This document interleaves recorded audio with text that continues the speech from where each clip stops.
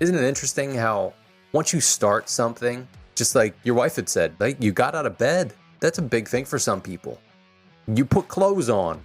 You did this, you did that, like taking those small wins. But when you're actually able to take that first step and continue to take that step, make the next step, and the next step, and the next step, we don't have to do everything all at once, but being mindful of ourselves. So I appreciate that you're showing yourself grace and being aware of what you are doing, what you're not doing. It's also huge to have accountability. So for the people that are listening, be it a spouse or a friend, have some sort of accountability to be able to talk about this stuff. If you feel like, hey, I'm dropping the ball in a certain way, raise your damn hand. Talk to somebody about it.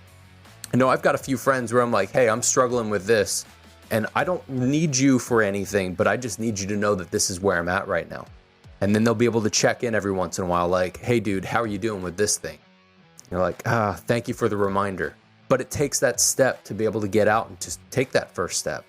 So I think one of the things that we need to talk about is the whole COVID thing and all of that, working from home.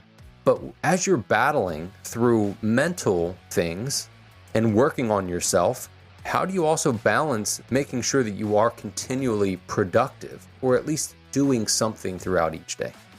Writing something down every day, having some sort of goal, be it, just send an email to this dealership, and that will, once I sit down and do that one email, that we go, oh yeah, now I got to send an email to this person, and I got to send the email to this person, and it kind of gets me started in the day.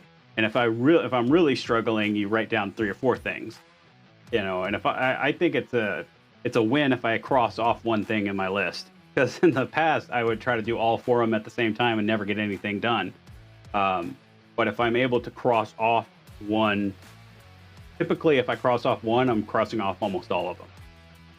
Because once I get the list started and make that goal and achieve that goal, I want to hit the next one.